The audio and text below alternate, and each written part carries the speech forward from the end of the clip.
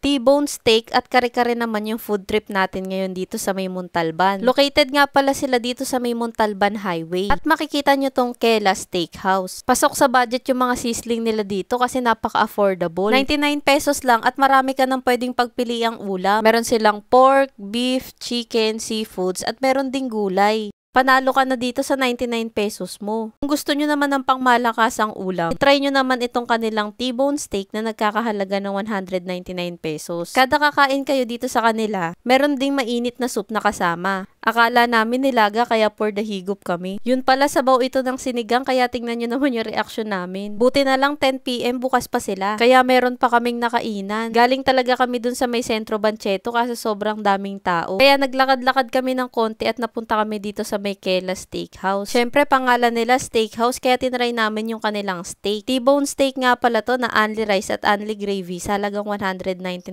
pesos. Nakakagulat nga yung sukat kasi tingnan nyo naman ang laki. Masarap yung pagkakatimpla sa steak. Makikipaglaban ka nga lang ng konti dito sa karne. Siguro kung kakain kayo dito, mag-request kayo ng knife para madali itong hiwain. Para mas masulit nyo.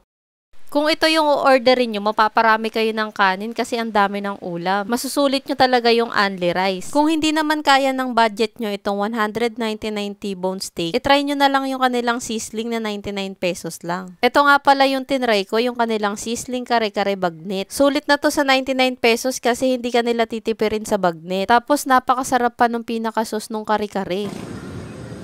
Ang tagal ko pa naman na nagkikrave sa kare-kare at sakto meron sa kanila. At syempre, hindi dapat mawala yung partner nitong bagoong. Ang sarap nito kasi medyo manamis-namis. Nasarapan talaga ako dito sa kanilang sizzling kare-kare bagnet. Kaya kapag bumalik ako dito, gusto ko pa itry yung mga ibang sizzling 99. Kasi dito pa lang sa kare-kare, pasado na. Sa pagkakaluto pa ng bagnet, napakasarap kasi crispy yung balat. At sa gulay naman na kasama, hindi ito overcook. Kaya talagang nasarapan ako dito eh. Craving satisfied talaga yung pagkain ko dito. Marerecommend ko talaga na orderin nyo rin tong kanilang sizzling kare-kare bagnet. Uulitin ko, 99 pesos lang to. Etong Kela Steakhouse nga pala, malapit lang sila dito sa may Mercury Drug. Dito lang yan sa may highway, sa may mga sakayan ng jeep at UV. Kaya kung papasok ka sa school o kaya naman sa trabaho at wala kang time magluto, sakto ditong umorder sa kanila kasi habang naghihintay ka ng masasakyan, makakakain ka muna. Guys, naghahanap pa pala ako ng mga sulit na kainan dito sa may Montalban. Baka may marerecommend kayo. Pakilagay naman sa comment section para yun naman yung next naming dadayuhin. At para updated kayo sa mga pupuntahan pa namin, huwag niyong kalimutang i-follow ang aking mga social media accounts.